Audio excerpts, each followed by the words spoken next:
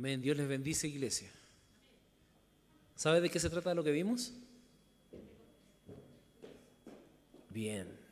Pentecostés nos dicen, ¿cierto? Esta es una escena que es bastante interesante. La quise seleccionar para comenzar el día de hoy. La segunda parte de lo que pensamos la semana pasada sobre quién es el Espíritu Santo. Y lo que estamos viendo acá es la escena del Pentecostés. Y el Pentecostés, para la gloria de Dios, siempre, coincide 50 días después de que Jesús resucita. De acuerdo a la fecha que nosotros este año 2022 hemos caído en ese domingo de resurrección, hoy 5 de junio del 2022 se cumplen aquellos 50 días. Interesante, ¿no? 7 semanas bíblicas de que el Señor, después de que se levantó de esa tumba, cumplió la promesa y vino y llenó a los apóstoles del Señor y les dio la fuerza suficiente para estar acá. Pentecostés significa 50, ese es el significado. Pero hay otros más. Hoy quiero avanzar con ustedes. La semana pasada tuvimos una linda jornada, ¿cierto? Estábamos recordando nuestro aniversario, pero nuestro aniversario tiene el sentido si es bíblico, si esto tiene razón de ser en las cosas del Señor. Y la semana pasada que hicimos hablamos de quién es el Espíritu Santo, ¿cierto? Algo hicimos sobre eso. Hoy tenemos que avanzar más allá y preguntarnos dónde habita. Y luego vamos a preguntarnos cómo actúa.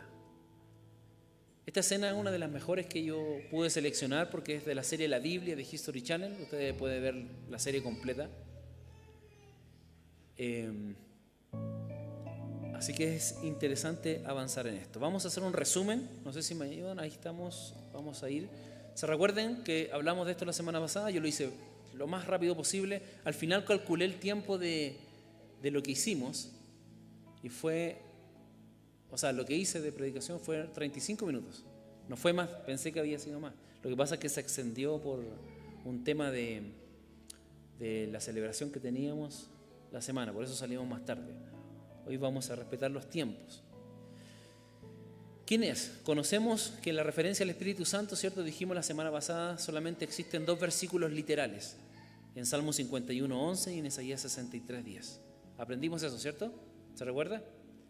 Bien, avanzamos. Y también aprendimos que el nombre de Dios, o el nombre del Espíritu Santo de Dios, en el hebreo es Ruach HaKodesh, ¿sí? Bien. ¿Qué más hemos aprendido? Por lo menos lo que hablamos la semana anterior. Que el Señor se manifiesta a través de la Biblia, a través de distintas formas. Y su Espíritu, inicialmente en Génesis 1, aparece como el Espíritu creador del sustentador de nuestro planeta y del cosmos en total. Él ordena todo lo que existe. Así que Él es eterno. Bien.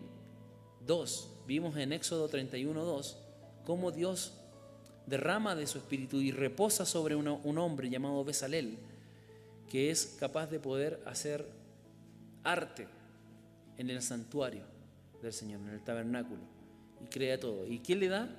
Habilidades curiosas como la sabiduría, el entendimiento y el conocimiento del arte. Eso lo recibió del cielo, no es algo que lo aprendió. Y esto es interesante. Aquí se presenta de una manera extraordinaria, porque el Espíritu Santo se revela sobrenaturalmente a la gente. Número 3, hablamos del hombre del Ruach, o hombre del Espíritu, que significaba el arte del buen gobierno. Significa que en Números 11:17, Dios habla con Moisés y le dice: tomaré del Ruach, de mi Espíritu que está en ti, pero ojo, que reposa sobre ti. Voy a poner énfasis en estas cosas: reposar sobre o estar sobre alguien. Y vamos a ver unas diferencias más adelante. Y lo pondré sobre ellos. ¿Ve? Siempre sobre. Así que sacó al Señor y lo puso sobre esos 70 ancianos para que le ayudaran a gobernar a este pueblo más o menos, David, de 2 millones de personas que habían salido de Egipto como esclavos. Es harta gente, ¿no? 2 millones de personas. Así que el pobre Moisés ya no tenía fuerzas, así que necesitó ayuda porque ya estaba hasta aquí con los cagüines de su pueblo, los problemas que tenía que resolver y tantas otras cosas, porque eso es lo que sucedía. Y tenía que ser de juez. Así que, ¿se entiende hasta ahí? Vamos bien, ¿cierto? Perfecto. Estamos haciendo un breve resumen de lo que vimos. Otra cosa más que vimos es que el Espíritu Santo no solamente lo identificamos como Ruach HaKodesh, sino que también en hebreo es Ruach de Yahweh. ¿Y qué es Yahweh? Yahweh es el nombre original de Jehová, ¿sí? Que es un tetragramatrón, así se llama. Y vimos que Yahweh, su significado es el que soy, o el yo soy también. En las traducciones en español, las transliteraciones son Yahvé, y después muta a Jehová. Y por eso nosotros conocemos a Jehová como el Padre de todo. No es Odín, ¿ya? Es Jehová. Entonces, Yahweh es su nombre. Y Yahweh tuvo apodos en la antigüedad, porque los sacerdotes antiguos trataron de esconder el nombre de Dios por un tema de guardar su santidad y no tomar el nombre de Dios en vano, ¿ve? Que es uno de los mandamientos. Entonces le decían, de acuerdo a cómo se manifestaba el Yahweh, el Señor, el sanador, el proveedor, ¿se acuerdan, no? Shaddai, Adonai, Elohim, Rafa, Jireh. Todos esos nombres que ustedes, de hecho uno pasa por iglesia. ¿Y cómo se llama tu iglesia? Mi iglesia se llama Shalom Jireh y tiene unos nombres así en hebreo. Pero en realidad está diciendo los nombres que se adherían al nombre original de Yahweh o de Jehová, que es su nombre santo. Quería contarnos una historia porque siempre en las redes hay formas de poder interpretar el nombre de Yahweh. Y a mis alumnos en la escuela, cuando les enseño esto, me preguntan, y qué raro el nombre, nunca lo había escuchado. Pero habían escuchado ya. Ah, sí, el nombre ya en los salmos, me decían algunos. Ah, ¿verdad? Sí, ahí sale. O cuando cantan un reggae también nombran a Yah, y es de Yahweh. Pero en realidad es una fonética hablarlo, porque en realidad era tan difícil pronunciarlo, por eso había que darle otro nombre, otro apellido. Entonces, algunas personas consideraban que el nombre de Dios, Yahweh, sonaba como el respirar, porque no tiene vocales, ni la A ni la E, eso es fonético. Entonces, en un ejercicio, parece que el nombre de Dios está en todos nosotros y cada vez que vivimos, decimos su nombre, sea que usted sea creyente o no, y eso es interesante. Obviamente eso no tiene una sustentación teológica, quiero hablarlo. Pero a mí me pareció muy interesante y muy emotivo saberlo, y los niños es muy gráfico para ellos para entender esto. Cuando les digo, ¿y cómo se nombraba entonces? ¿O podía nombrarse el nombre de Dios? Y podría ser así.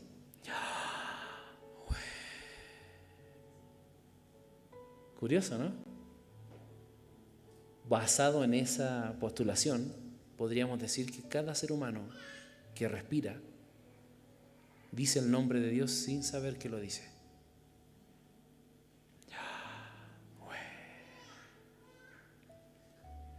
Los que estuvieron con COVID, ¿cuánto necesitaron decir su nombre para respirar, no? Sería lindo, suena hasta poético, pero hermoso. Y no es algo que me inventé yo, lo han dicho varias personas o varias que han analizado esto. Pero por supuesto no hay un sustento teológico para poder hacer esto. Pero la teología es un sistema para poder interpretar a Dios, para conocerlo más. Eso se complementa con nuestra experiencia personal también. Bien, y entonces, ¿qué dice el Señor? Ahí están algunos versículos. Vimos que el Ruach de Yahweh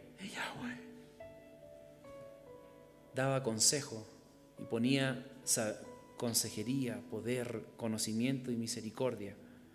Cuando habla en la profecía de Isaías que iba a estar sobre el Mesías, iba a poner ruaj de temor, espíritu de temor del Señor.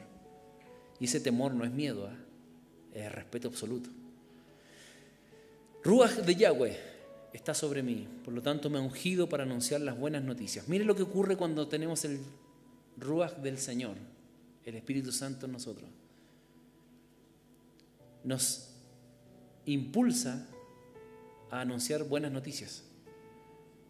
¿A quiénes? A los pobres, a los que están cautivos de mente o están cautivos físicamente.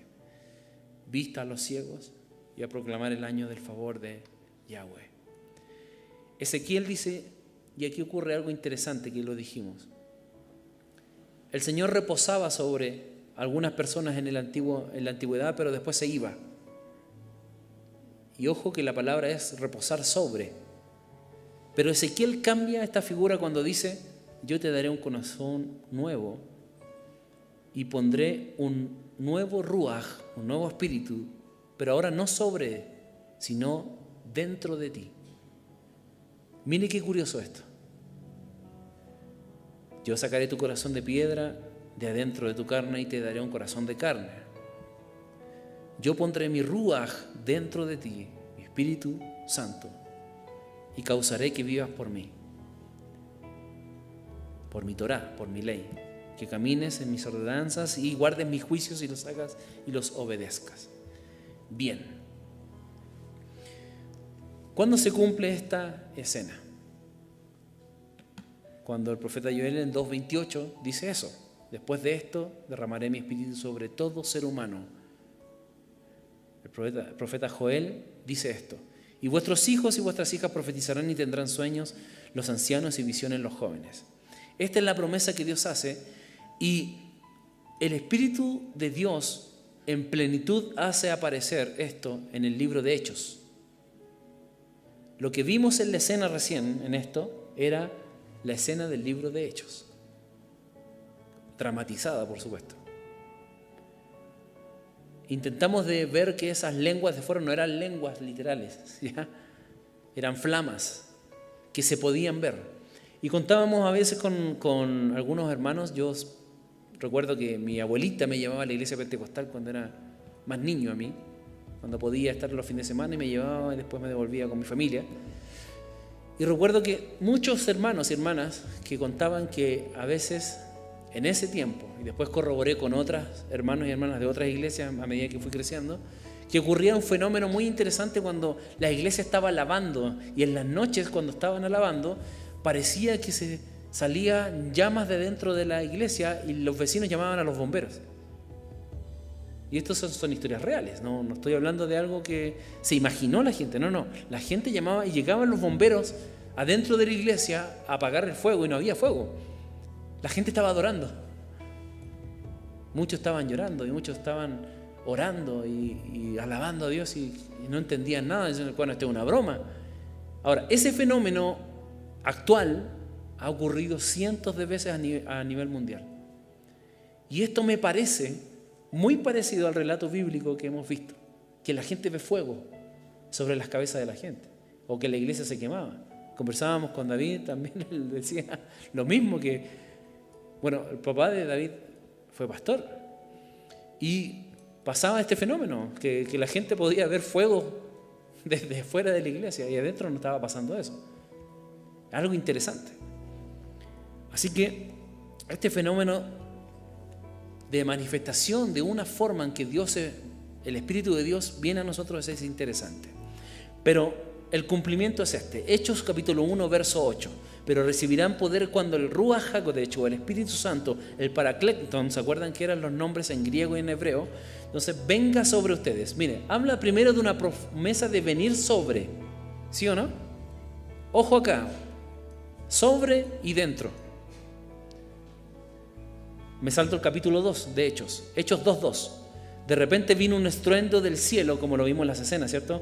Con el rugido de un viento violento y llenó toda la casa donde estaban sentados, ¿quiénes? Los discípulos, o en este caso los apóstoles en realidad.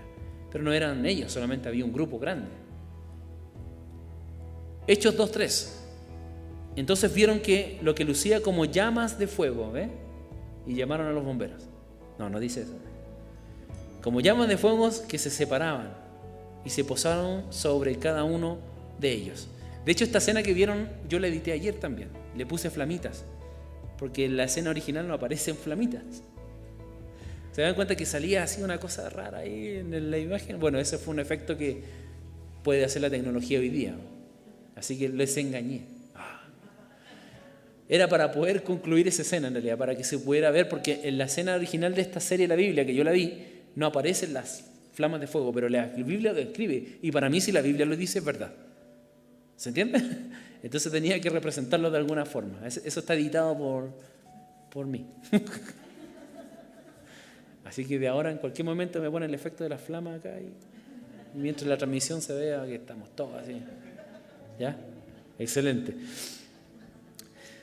Hechos 2:4 dice: todos fueron llenos del Ruach HaKodesh, del Espíritu Santo, y comenzaron a hablar en diferentes idiomas. Y aquí siempre hay una confusión, ¿no? Hablamos en lenguas, ¿sí? Todos deseamos hablar estas lenguas, pero ojo que el griego dice glosa, y glosa es idiomas, no es una lengua angelical que no se conoce. Hay que ser muy claro en esto, porque a veces se confunde. No, yo estoy hablando rin, solava, homo también. Miren lo que dije, rin, solava, homo también. Yo no puedo armar palabras así nomás si no tienen un sentido de un idioma, porque lo que habla la Biblia es glosa en el griego, y en el griego dice que es un idioma que la gente podía entender. Curioso, ¿no? Ahora, obviamente el Señor, como hace todo con un propósito, ¿para qué era eso? Porque la Biblia lo explica ahí en el mismo libro, para que la gente que venía, que eran mercaderes, visitantes en el tiempo de la Pascua judía, del Pentecostés, porque era el tiempo de la cosecha, coincide los 50 días, por eso estaban en el templo, y venían de todas las partes del mundo estos judíos que no vivían en Jerusalén ni en Judea, viajaban, pero hablaban distintos idiomas. Y cuando ellos escucharon, oye, ¿qué pasa? ¿Estos no son judíos? Pero ¿cómo hablan todos nuestros idiomas? Están hablando y me están hablando del Mesías, de la predicación, y lo escuchamos en nuestra propia lengua. O sea, son idiomas, glosa, de ahí viene el concepto. Lo aclaro porque a veces se confunde. Y por supuesto yo he conocido muchas personas, hasta yo intenté hablar en lenguas, y no eran lenguas, era algo que yo quería hacerlo nomás. Porque alguien me dijo que si el Espíritu de Dios venía a mí, yo tenía que ser un hombre que hablara en nuevas lenguas. No importa que yo no entendiera qué era, pero eso era la manifestación. Como estamos aprendiendo sobre el Espíritu Santo, vamos a aclarar esto, sin menospreciar, por supuesto, las cosas que Dios hace con cada uno. ¿Me entiende? Ese concepto de lenguas angelicales es una figura que ocupó el apóstol Pablo para decir en 1 Corintios, capítulo 13 y 12, sobre el concepto del amor. Dice, y si yo hablara lenguas humanas y angelicales, dice, y no tengo amor, no se trataba de las lenguas que estaba hablando del amor. Si tuvieras los superpoderes de toda la manifestación y no tienes amor, no te sirve de nada. Esa fue la indicación del apóstol Pablo. Y fue la referencia sobre el concepto de lenguas. Por supuesto que también la Biblia hace una referencia sobre un idioma que habla nuestro espíritu interior que nosotros no podemos entender. Y desconocer eso también sería no respetar la Biblia, porque también nos dice eso. Pero vamos a ir por la claridad caminando de a poco. Entonces, Hechos 2:4, ¿qué dice? Y todos fueron, yo estoy leyendo la versión Kadosh. Kadosh en hebreo es santo o santa, la versión hebraica. Por eso tengo estos nombres, español hebraico, para que no se asusten porque él no lee la Reina Valera. Entonces, todos fueron llenos, mire, todos fueron llenos del Ruach HaKodesh. Bueno, primero en 1:8 recibirán poder cuando el Ruach venga sobre ustedes, pero ahora hay una cosa diferente, son llenos. O sea, hay algo interior, no hay algo encima. ¿Me explico bien? Y 2:8 dice, para que cada uno de nosotros que los oye hablar nuestro propio idioma. ¿Cómo es posible eso? Y ahí empieza la gente y vimos el video que está ahí. Yo hasta dejé un link de YouTube porque este video me gustó tanto como me lo edité. Voy a ser cineasta ahora y lo voy a tenerlo a la mano. Bien, ¿cómo parte el nuevo pacto del Señor? En el antiguo pacto vemos pasajes que hablan del Espíritu Santo, donde reposaba por un tiempo. ¿Se acuerdan que el Sansón estaba ahí y dice que tenía la fuerza? La Priscila me habla a mi hija y dice, no, sí, perdió la fuerza porque le cortaron el pelo. Y ella me cuenta la historia, ¿cierto? Pero al final hay un versículo de Samsón que dice que Samsón no se dio cuenta que el espíritu lo había abandonado. Curioso, ¿no? Eso va a ser para otro día de prédica, eso. Cuando no nos damos cuenta que el Señor ya no está conmigo, porque hemos flexibilizado nuestra vida a tal punto que mecanizamos nuestra relación con Dios. Nos conformamos con venir a la iglesia y vivir una vida, levantar las manos, pero afuera no hay ningún cambio en nuestra vida interna. ¿Me entienden? Nuestra relación con Dios tiene que ser fluida, es constante. Entonces Samsón no se dio cuenta de que el Señor lo dejó. A Saúl el Espíritu de Dios lo dejó y ¿qué pasó? Otros espíritus que no eran de Dios lo venían y lo atormentaban. ¿Se acuerdan o no? Eso estaba ahí en las historias. Estaba por sobre o por encima de David, no quites de mí tu espíritu, que no se vaya. Pero en el Nuevo Testamento indica que llenaría interiormente a las personas y habitaría en ellas. Entonces Él cambió su habitación entre los seres humanos. ¿Se acuerda dónde habitaba la presencia de Dios en plenitud en el Antiguo Testamento? ¿En dónde? Bien, tabernáculo, excelente. Y en el templo de Salomón también, ¿cierto? En el lugar santísimo. En esos lugares venía la presencia de Dios y ahí estaba en plenitud. Si usted entraba a ese lugar y no era un sumo sacerdote y no estaba a cuentas con Dios, se moría. ¿Se acuerdan, no? ¿Qué otro lugar? El arca. Porque el arca del pacto estaba en el lugar santísimo.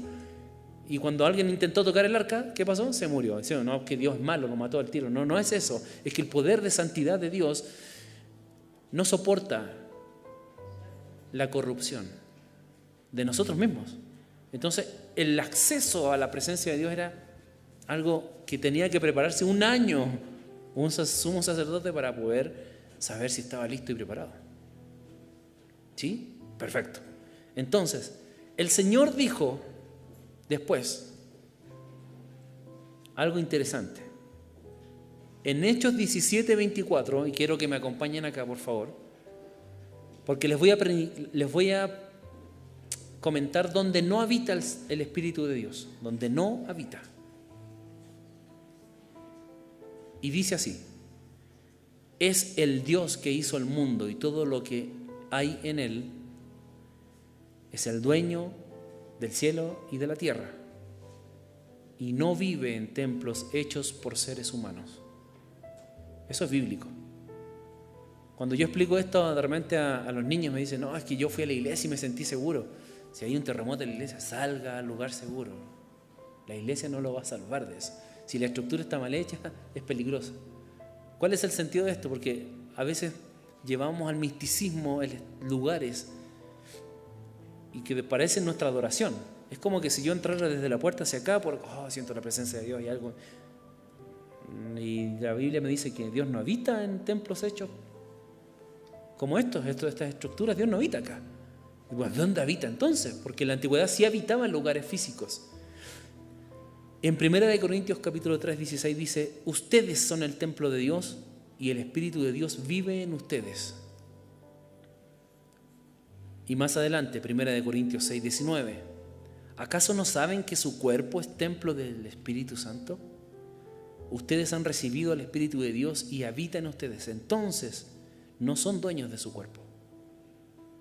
Por eso, Ezequiel 36, 27 dijo así, yo pondré mi ruaj dentro de ti y causaré que vivas por mi Torá. Al final, en el nuevo pacto del Señor, como cristianos, el Espíritu de Yahweh, el Ruach HaKodesh, habita dentro de cada cristiano creyente de verdad. Vamos bien por ahí, ¿cierto? ¿Dónde está la habitación de Dios? Dios nos cambió el lugar, pero no nos gusta que nos cambien el lugar. ¿Se acuerdan cuando vino la pandemia y se cerraron las iglesias? ¿Cuántos se fueron al mundo y dijeron, negaron la fe? Yo vi gente que en realidad eran servidores, así, pero full.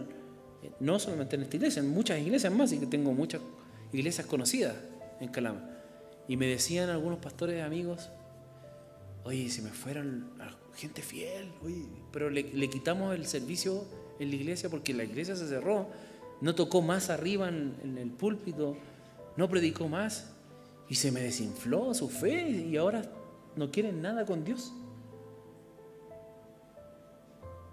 Y eso nos mandó una realidad. La iglesia post-pandemia, dice, hay un estudio ahora sobre eso. Todos los pastores lo hacen. ¿Qué pasó? Se descubrió que en realidad pensábamos que el lugar físico donde estábamos era el lugar seguro. Pero descuidamos nuestro templo interno. Entonces, ¿qué nos queda pensar? O no conocían al Señor o el Espíritu jamás habitó en ellos. Y lo que hicieron fue un trabajo religioso todos estos años.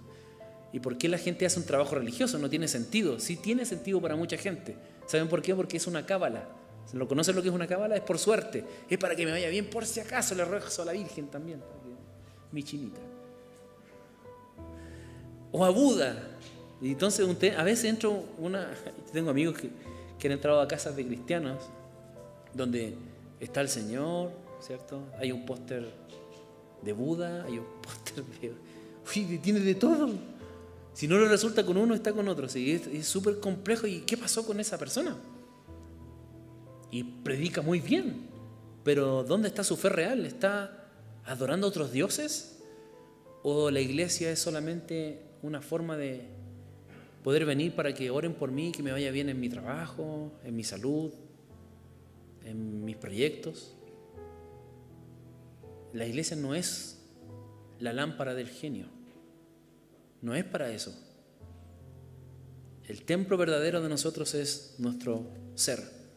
Y si Dios no habita dentro de nosotros, y estoy hablando, cuando hablo dentro de nosotros, hablo de nuestra mente, de nuestro lugar sentimental, porque obviamente el corazón es el miocardio y tiene otras funciones en nuestro cuerpo, pero nuestra mente es capaz de poder reproducir dolores. Cuando hay dolor, nos resiente este músculo, pero es un reflejo.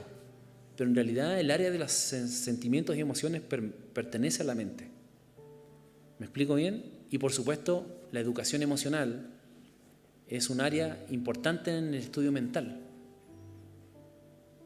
aparte de lo objetivo. ¿Me explico? Entonces, ¿qué vamos a hacer? Como ya les hablé de eso, vamos a avanzar ahí. No cambia, ahí sí cambia, o me ayudan allá. Ya, ahí me lo cambian ustedes entonces. Bien. ¿Qué hacer y cómo cuidar su templo? Vamos a ver esto. Hace frío hoy día, ¿cierto? Estamos medio helados, así con ganas de comer sopaipilla, picarón, un tecito, un chocolatito. Ore por nosotros, que nosotros somos malos para eso. Está bueno, ya vamos a tener un tiempo de poder saber que hay que cuidar su templo, pero no de esa manera. Vamos a cuidarlo en el espíritu. Primera de Corintios capítulo 3, 17. Dice, aquel que destruye el templo de Dios será destruido por Dios. El templo de Dios es santo, pero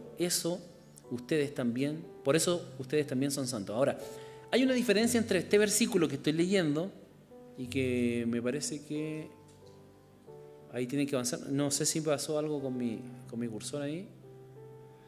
Ahí está, ¿no? Ahí se había desconectado. Ahí está, perfecto. Ya, ese versículo que leí recién, aquel que destruye el templo de Dios será destruido, está en un contexto, en la misma carta, pero se está refiriendo al cuerpo como iglesia, como eclesiástico. Y por supuesto, aquel que venga y quiera destruir la iglesia como organización, como gente que compone lo de Dios, ese se la va a ver con el Señor. ¿Me entiende? Pero más allá, más adelante, en el capítulo 6, habla del templo propio, individual. Y aquí sí, porque el contexto, si usted lee anterior, siempre hay que leer la Biblia en su contexto, por favor. Si usted me dice, todo lo que pidan al Señor en mi nombre, yo se los daré. Señor, qué linda la vecina. Y el hombre es casado. El Señor no te va a cumplir eso. ¿Me explico bien o no? Porque hay que leer el contexto, dice, pero todo de acuerdo a los mandamientos y a la voluntad del Señor. O sea, y la voluntad del Señor está en su palabra, y su palabra dice que tengo que respetar los mandamientos de Dios, lo que Él impuso, la regla moral, esta regla moral que nos conduce a nosotros. Entonces, no es que todo lo que yo pida al Señor me va a dar, de acuerdo a su palabra, tiene que estar de acuerdo a sus principios morales. Hay un círculo coherente en esto. Lo mismo pasa acá, cuando yo leo esto, y dice así, 1 Corintios 6:9, este verso es muy famoso. No se dejen engañar, ustedes bien saben que los que hacen lo malo no participarán en el reino de Dios. Y este versículo se ocupa para muchos temas, pero lo que quiero explicar de este versículo, porque a veces puede parecer fuerte incluso, pero tiene que ver con el concepto de fragmentación de pecado interno, y lo voy a leer literal. No se dejen engañar, ¿cierto? Ustedes saben bien que los que hacen lo malo no participarán en el reino de Dios. Me refiero a los que tienen relaciones sexuales prohibidas, a los que adoran a ídolos, a los que son infieles en el matrimonio, a los afeminados, a los hombres que tienen relaciones sexuales con otro hombre. Y aquí empieza la discriminación. Ve que la iglesia está hablando mal de los homosexuales. Ley Zamudio. Pastor preso. Pague la multa. Aquí no hay un tema, recuerden que estamos hablando del siglo I, que va en contra precisamente de todo esto. Es un conjunto de cosas. Sigo leyendo, mire. Los ladrones, sigue, los que siempre quieren más de lo que tienen, o sea, los ambiciosos, los borrachos, los que hablan mal de los demás, los tramposos, ninguno de ellos participará en el reino de Dios. O sea, si yo me pongo en el concepto de un asesino y un mentiroso, para Dios lo mismo. ¿Se entiende? No es que con esos me voy a ser el pastor Soto, ¿no? Que iba ahí y iba andando humillando a toda la comunidad gay en televisión y condenándolos al infierno. Directamente. Cuando un mentiroso, un ladrón, un borracho, alguien que tiene vicios, todo eso tiene una razón de fragmentación en el corazón del ser humano que Dios requiere restaurar. Porque son manifestaciones de su fragmentación interna. Hay una deuda interna, hay un dolor interno, y eso se manifestó de tales maneras. Dios requiere, y ayer hablábamos en la reunión de pastores, con la pastora Sabina estuvimos, y se habló de este tema, entre la fraternidad de pastores de Calama, de varias iglesias, que Dios requiere sanar lo que está interiormente para poder arreglar lo que está exteriormente. Yo no puedo disfrazar una conducta externa mientras mi corazón está desintegrado. Y lo que Dios viene a hacer es reintegrar ese vacío para arreglar todo lo demás. Mi violencia o mi enojo es pecado delante de Dios, por supuesto. Yo puedo maltratar a mi esposa y no se puede ver. Y puedo predicar muy lindo desde acá. ¿Se dan cuenta, no? ¿O no, manda? Claro. Y estoy en el mismo saco de lo que predicó 1 Corintios 6:9. Estamos todos, porque la Biblia dice, todos están destituidos de la gloria de Dios. Todos. No hay uno bueno. Pero mi bebé que nació, mi sobrina Isabel, ella es buena. Ella no ha hecho nada. Según la Biblia, su condición natural al nacer tiene un tema pendiente y tiene que trabajar sus padres en reconciliarse con Dios para poder hacer eso, porque hay una manifestación de rebeldía que viene desde que nacemos. Fíjese que hay un tema de sociología. Al bebé no se le enseña a hacer lo malo, se le enseña a hacer lo bueno. Lo malo se lo sabe ya. Él ya no habla, pero ya hace maldades. ¿Has visto eso, no? No tiene idea. Pero ya, y sabe lo que la mamá le dijo, no, y va al hombre. Que no, y no entiende el no, igual. Hay un impulso automático para poder hacer. Entonces, ¿qué tenemos que hacer? Reforzar el bien, moralmente bien. Vamos, y educamos en el bien, no educamos en el mal. Lo otro viene gratis. Con todos nosotros. Y parece que Dios tiene razón en este sentido. 1 Corintios 6:11, si algunos de ustedes eran así, pero Dios los perdonó de todos esos pecados, los limpió y los hizo partes de su pueblo. O sea, lo que está diciendo es que muchos de los apóstoles y discípulos eran así, de lo que describía en esta carta el apóstol. Todo fue posible por el poder del Señor Jesucristo y del Espíritu de nuestro Dios, que Él cambia y mueve todo. 1 Corintios 6:12. Algunos de ustedes decían, soy libre de hacer lo que yo quiera. ¿Se dan cuenta, no? Si el ojo se hizo para mirar, pues ¿cómo no voy a mirar? Esto es lo que está diciendo 1 Corintios 6:12. Claro que sí, pero no todo lo que uno quiere nos conviene. Por eso no permito que nada me domine. Ahora vamos a ir a ver cómo es posible que yo pueda cuidar mi templo, porque esto se trata de algo súper interesante sobre nuestra regla de conducta moral. Y con esto vamos a terminar. También dice, la comida es para el estómago, así que yo como. Bueno, claro que sí, dice 1 Corintios 6:13. Y no estoy mostrando nada, ¿cierto? Ahí sí. Hay que avisarme, ve que yo me desconcentro. Entonces, pero Dios va a destruir ambas cosas. O sea, el cuerpo en algún momento va a morir. Eso está claro. En cambio, el cuerpo no es para que lo usemos. Miren acá, y aquí se enfoca 1 Corintios 6 nuevamente en el tema sexual. Miren, para que lo usemos en relaciones sexuales prohibidas. Al contrario, debemos usarlo para servir al Señor Jesús, pues nuestro cuerpo es de Él. El ejemplo que da siempre con respecto al concepto sexual el apóstol es porque es algo muy íntimo. Y por eso lo pone siempre en el tapete.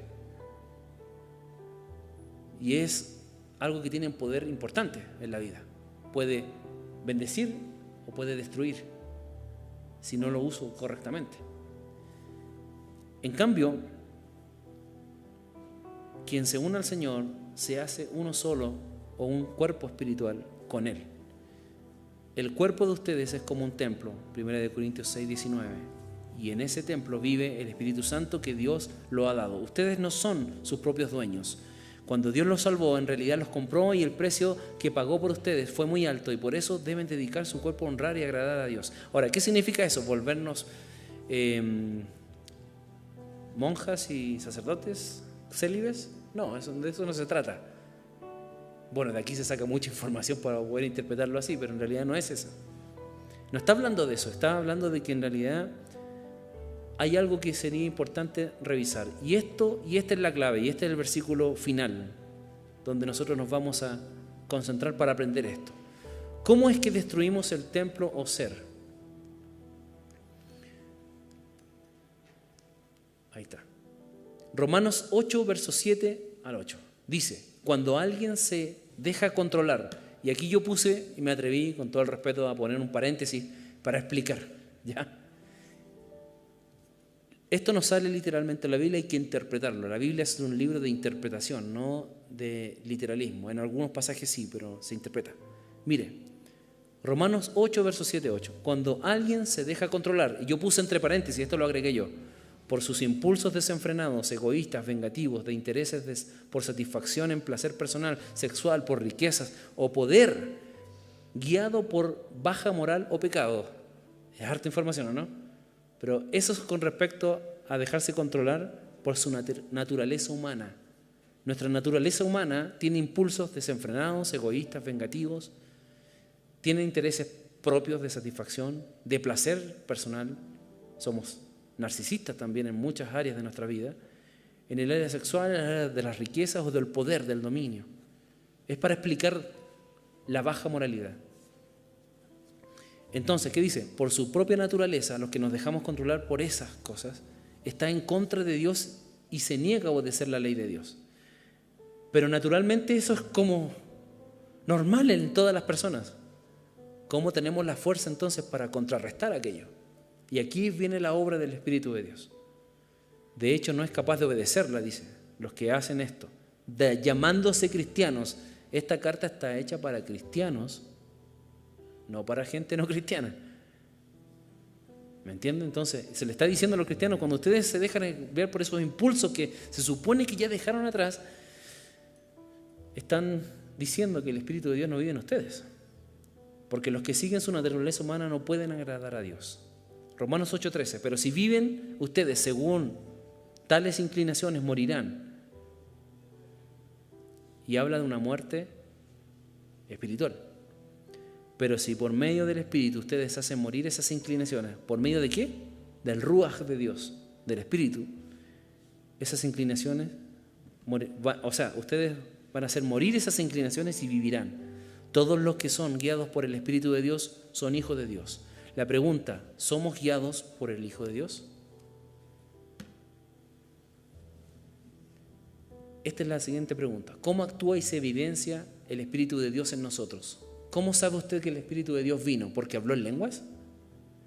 Muchas iglesias dicen que si usted habló en lenguas, usted fue bautizado en el Espíritu de Dios en fuego.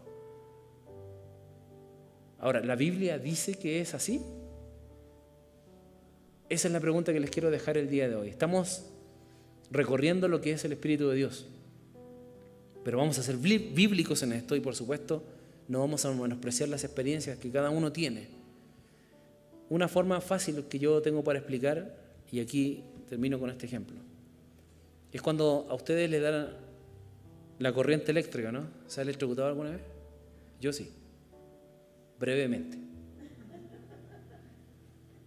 ¿Ha visto al Chavo y la Chilindrina y en la vecindad cuando les daba la corriente, no? Hay una escena muy chistosa ahí cuando llegan ahí y se toman las manos y teníamos a 20 y estaban así, no podían soltarse. Hay personas a las cuales es energía, porque el Espíritu de Dios es una energía sobrenatural, por supuesto, pero nuestros cuerpos reaccionan distinto. Hay gente que sale por allá cuando hay un choque de esa energía. Hay otros que se mantienen, hay otros que sienten corriente. Ahora, la energía de Dios o el poder de Dios en sí, porque el Espíritu Santo de Dios es una persona, no es... Ojo, aquí hay una diferencia muy linda que vamos después a revisar. Los testigos de Jehová piensan que el Espíritu de Dios es la energía emanante de Dios que ejecuta, pero no tiene personalidad propia. Más la Biblia me dice que sí, que puede pensar, se puede ofender, se puede ir. ¿Me entiende? Tiene una personalidad propia y cada una se sujeta a la otra. El Espíritu, nuestro Señor Jesús dijo, es necesario que me vaya para poder enviarles al Paraclecton, al que los va a guiar a ustedes. Si yo no me voy, Él no va a poder venir. Y Él alaba a Jesús. Jesús alaba al Padre. Y Jesús dijo, van a respetarlo profundamente, porque ese es Santo Espíritu eterno desde la creación, de todo lo que existe. Así que la próxima semana vamos a hablar de este tema y aquí se va a sentir más claro con esto, identificado, porque lo ha leído y vamos a explorar los frutos del Espíritu, los ministerios espirituales, los dones del Espíritu.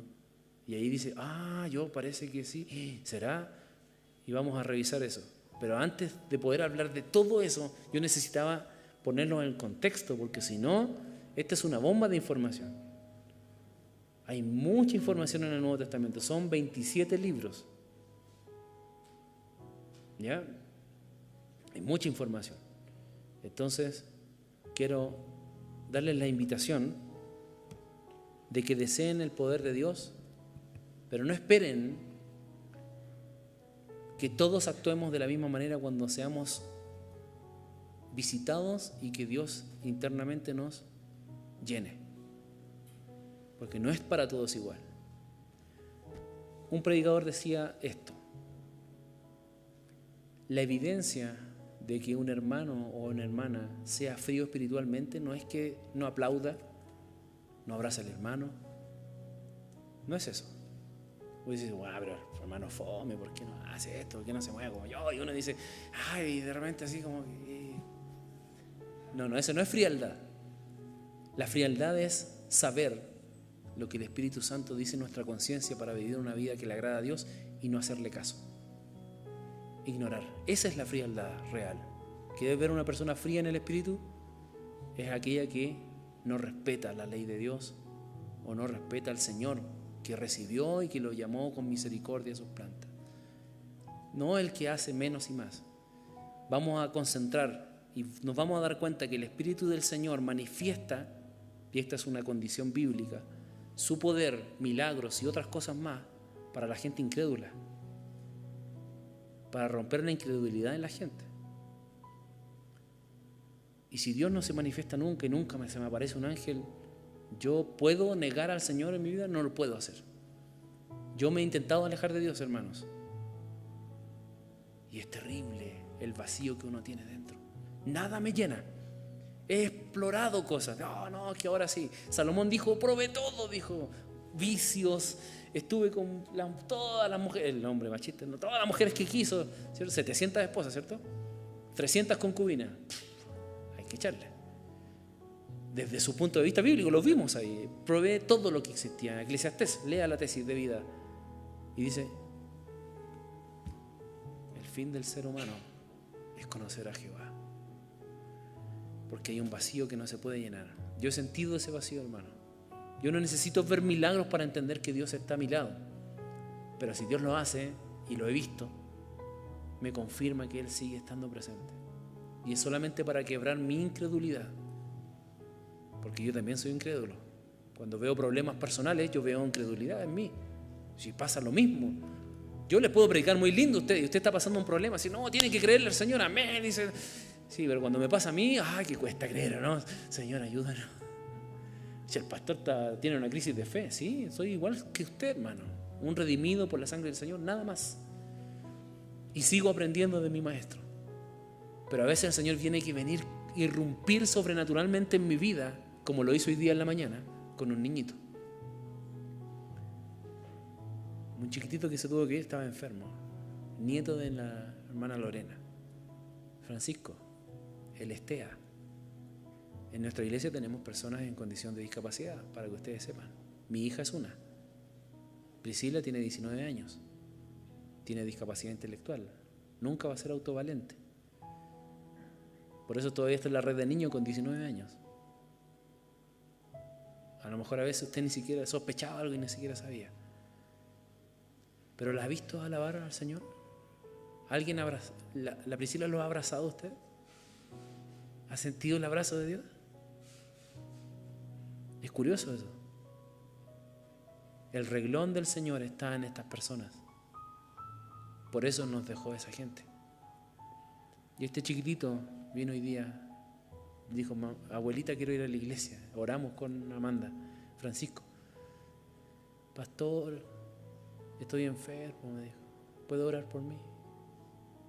Yo sé que Dios escucha a los niños. Así me...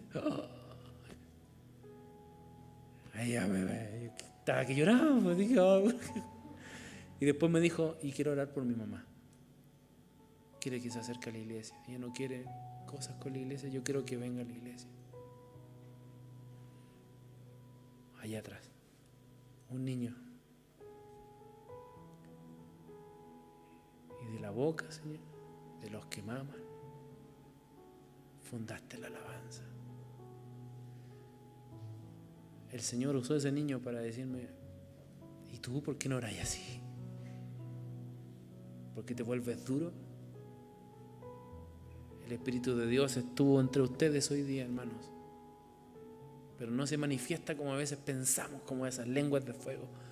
Porque Dios actúa como Él quiere, pero si logra tocar tu corazón y tu espíritu para poder relevar la alabanza a Él y que yo recuerde que yo necesito de su presencia, su propósito espiritual en nosotros se cumple.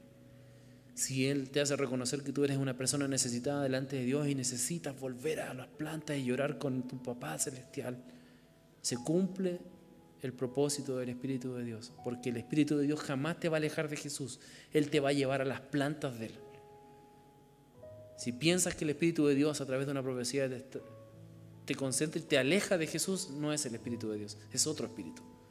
Pero el Espíritu de Dios te va a decir, ven otra vez, te amo con amor eterno. Mi sangre se derramó por ti en la cruz. El Espíritu te empuja. Juan el Bautista fue lleno del Espíritu del Señor, dice la Biblia. ¿Se acuerda que lo leímos? Desde el vientre de su madre. ¿Y qué hizo Juan? Tenía discípulos Juan. Todo el pueblo de Israel iba a buscarlo para bautizarse en agua. ¿Y qué hizo? Mandó a todos sus discípulos atrás de Jesús. Se quedó solo.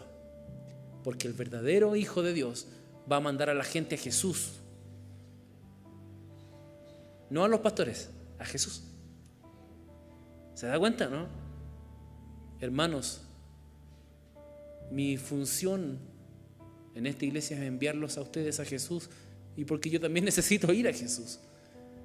Así que vamos a ir a Jesús. Nos vamos a despedir de esta ya tarde Gracias por su paciencia y por amor, porque ustedes están aquí por amor, no por obligación.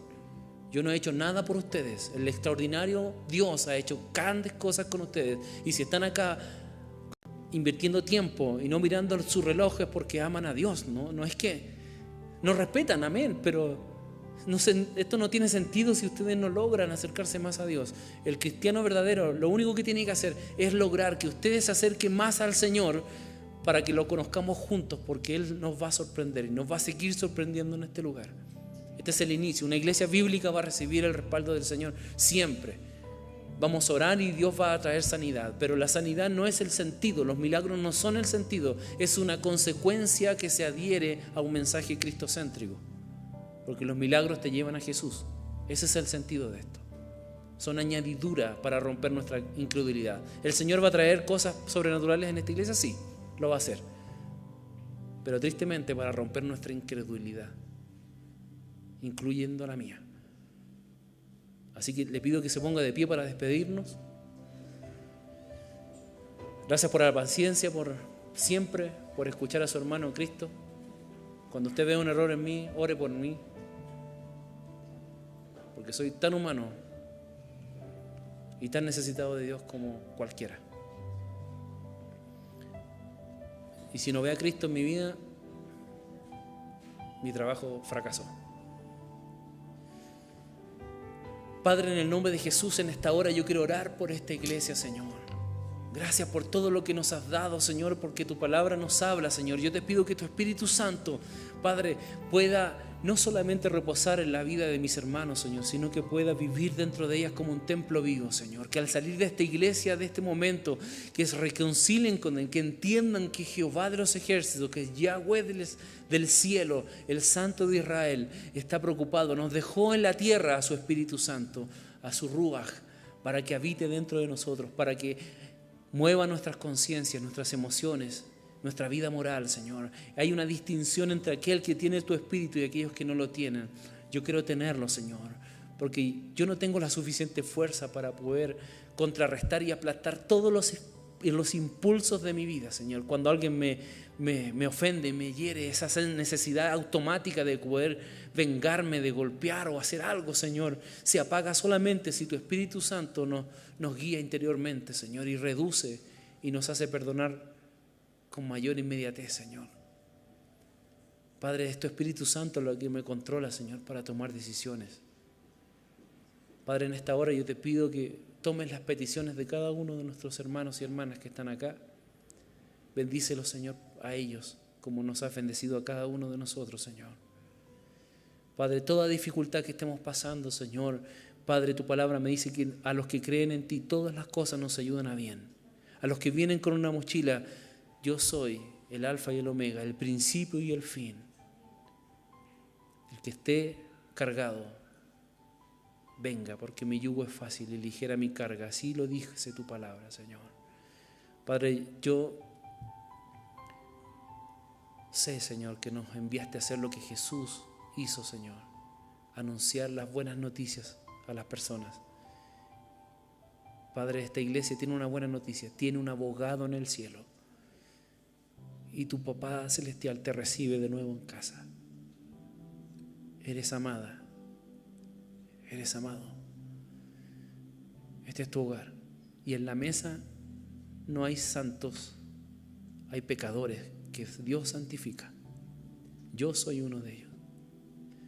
Pablo decía, Señor, yo soy el peor de los pecadores. No merezco estar en tu mesa. Pero lo estoy, Señor. Padre, todos son bienvenidos a tu mesa, Señor.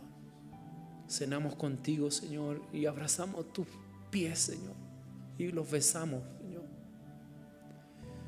Abrázanos en esta hora, Señor, a cada uno de nosotros, y que sintamos tu poder, Señor, para romper nuestra incredulidad, porque eres un Dios vivo, eficaz, Señor.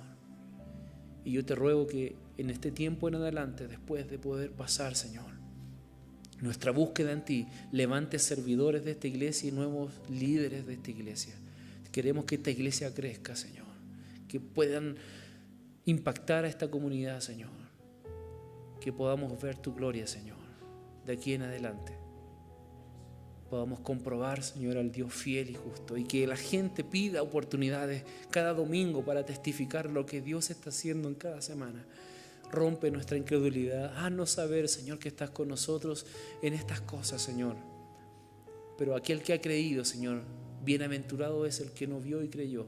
Así dice el Sermón del Monte. Porque tú eres y sigues siendo real y fiel, Señor. Sabemos que en el reino de los cielos te acompañan, Señor, nuestro pastor Juan, Señor, nuestro hermano Francisco, Señor. Y un día nos reencontraremos con ellos que han muerto antes que nosotros, pero están viviendo en tu reino celestial, Señor. Y yo sé que sus oraciones, Señor, estando allá, siguen siendo hermosas para nosotros, para que esta obra siga adelante y para que estas sillas vacías se llenen, Señor, de personas con una vida nueva.